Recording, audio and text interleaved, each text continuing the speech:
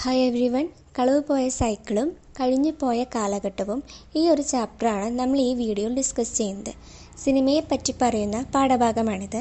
പാഠഭാഗത്തിലേക്ക് കടക്കുന്നതിന് മുന്നേ നിങ്ങൾ ഈ ചാനൽ ആദ്യമായിട്ടാണ് കാണുന്നതെങ്കിൽ വീഡിയോസൊക്കെ കണ്ടു നോക്കുക. ചാനൽ സബ്സ്ക്രൈബ് ചെയ്യുക, ലൈക്ക് ചെയ്യുക, നിങ്ങളുടെ ഫ്രണ്ട്സിനൊക്കെ ഷെയർ ചെയ്യുക. കളവ് പോയ സൈക്കിളും കഴിഞ്ഞു പോയ കാലഘട്ടവും, ഇതാണ് നമ്മുടെ ചാപ്റ്ററിൻ്റെ പേര്. ഈ ഒരു ചാപ്റ്ററിൻ്റെ തുടക്കത്തിൽ നിയോ റിയലിസത്തിനെ കുറിച്ച് പറയുന്നുണ്ട്. എന്താണ് നിയോ റിയലിസം എന്ന് നമുക്ക് നോക്കാം. യാഥാർത്ഥ്യത്തെ പുതുമയോടെ അവതരിപ്പിക്കുന്ന കലാ സാഹിത്യ സിനിമ പ്രവണതയാണ്.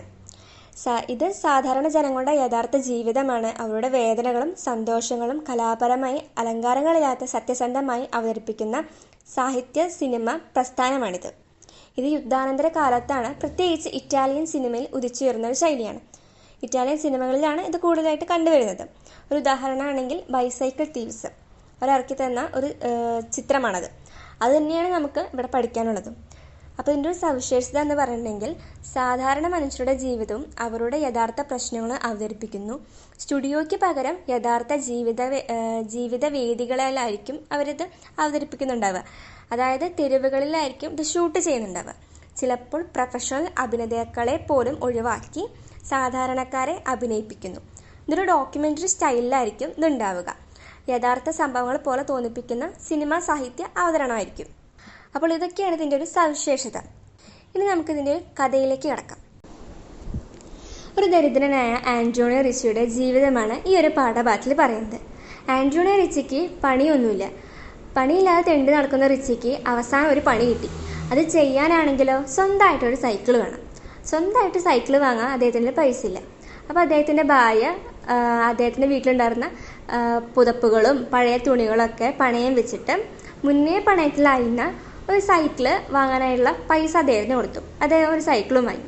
എന്നിട്ട് അദ്ദേഹത്തിൻ്റെ മകനോട് പറഞ്ഞു, ഇന്ന് നീ സ്കൂളിൽ നിന്ന് വരുമ്പോൾ ബസ്സിന് വരണ്ട, നിന്നെ ഞാൻ കൊണ്ടുവരാം, എൻ്റെ ഇപ്പോൾ സൈക്കിളുണ്ടല്ലോ, അപ്പോൾ നമുക്ക് ഒരുമിച്ചിട്ട് വീട്ടിലേക്ക് വരാം അങ്ങനെയൊക്കെ പറഞ്ഞു. അദ്ദേഹം അദ്ദേഹത്തിന് പണിക്ക് പോയപ്പോൾ പണി ആരംഭിച്ച ആദ്യ ദിവസം തന്നെ സൈക്കിൾ മോഷ്ടിക്കപ്പെട്ടു. സൈക്കിൾ തേടി നടന്ന നിരാശനായപ്പോൾ റിച്ചി ഒരു കാര്യം തീരുമാനിച്ചു. എന്തായാലും എൻ്റെ സൈക്കിൾ പോയി, അപ്പം ഞാനൊരു സൈക്കിളാണ്ട് മോഷ്ടിക്കാൻ വിചാരിച്ചു. അങ്ങനെ റിച്ചിയും ഒരു സൈക്കിൾ മോഷ്ടിച്ചു. അതപ്പോൾ തന്നെ ആളുകൾ കയ്യോടെ പിടികൂടി. അങ്ങനെ നിരാശനായി അദ്ദേഹം നടന്നുപോയി. അങ്ങനെ വൈകുന്നേരം റിച്ചി സൈക്കിൾ നഷ്ടപ്പെട്ട് ആകെ തളർന്ന് വെറും കൈയോടെ വീട്ടിലേക്ക് നടക്കുകയാണ്. അക്ഷമനായി കാത്തു നിൽക്കുകയായിരുന്ന മകൻ അച്ഛൻ്റെ സൈക്കിൾ എവിടെയെന്ന് അത്ഭുതത്തോടു കൂടി ചോദിച്ചു. അത് വീണു തകർന്നുപോയി എന്നൊരു കള്ളം പറഞ്ഞ് രക്ഷപ്പെടുന്ന അയാൾ പിന്നെ അവർ രണ്ടുപേരും നിശബ്ദരായിട്ട് വീട്ടിലേക്ക് നടന്നുപോയി. അങ്ങനെ കുറേ നേരത്തെ സൈക്കിൾ തിരിച്ചതിന് ശേഷം മകൻ്റെ കൈയും പിടിച്ചിട്ട് റിച്ചി നടക്കാൻ തുടങ്ങി. അങ്ങനെ അവിടെ നടക്കുമ്പോൾ അവരുടെ മുന്നിൽ ഒരു സൈക്കിൾ പന്തയം കണ്ടു. റിച്ചിനെ കൊതിപ്പിക്കുന്നത് പോലുള്ള സൈക്കിളുകളായിരുന്നു അവിടെ ഉണ്ടായിരുന്നത്. ഇത് കാണാൻ വന്ന ആളുകളുടെ സൈക്കിളും മനോഹരമാണ്, അവിടെ ഉണ്ടായിരുന്ന സൈക്കിളും നല്ല ഭംഗിയുള്ളതായിരുന്നു. അങ്ങനെ റിച്ചിക്ക് മനസ്സിലൊരു ആശയം ഇങ്ങനെ വന്നു തുടങ്ങി, സൈക്കിൾ മോഷ്ടിച്ചാലോ എന്ന്. അദ്ദേഹത്തിൻ്റെ കണ്ണ് ദൂരെ ഒരു ഭാഗത്തിരിക്കുന്ന ഒറ്റപ്പെട്ടിരിക്കുന്ന ഒരു സൈക്കിളിൻ്റെ മുകളിലേക്ക് പോയി. അപ്പം അങ്ങനെ അദ്ദേഹം മകനോട് പറയാണ്, നിനക്ക് ഞാൻ ബസ്സിനുള്ള പൈസ തരാം, നീ ബസ്സിന് പോയിക്കോ, ഞാൻ വന്നോളാം പറഞ്ഞു. അങ്ങനെ അദ്ദേഹത്തിൻ്റെ മകൻ ബസ് കാത്തുക്കാൻ പോയി. റിച്ചിയാണെങ്കിലോ വയ്ക്കുന്ന കാലടികളോടെ സൈക്കിളിന് നേരെ നടന്നു. അയാൾ ചുറ്റും ഒരിക്കൽ കൂടി നോക്കി. ആരും കാണില്ലെന്ന് ഉറപ്പുവരുത്തി. മിന്നലിൻ്റെ വേഗത്തിൽ അയാൾ സൈക്കിൾ കടന്നെടുത്ത് അതിന്മേൽ ചാടിക്കയറി. നിമിഷ നേരത്തിനുള്ളിൽ കള്ളൻ കള്ളൻ എന്ന വിളികൾ മുഴങ്ങി. കള്ളം ചെയ്യാൻ അറിയാതെ അയാൾ ഗതികേട് കൊണ്ട് ചെയ്ത കള്ളം കൈയോടെ പിടിക്കപ്പെട്ടു. ഒരുപാട് പേര് അദ്ദേഹത്തിനെ മർദ്ദിക്കാൻ തുടങ്ങി.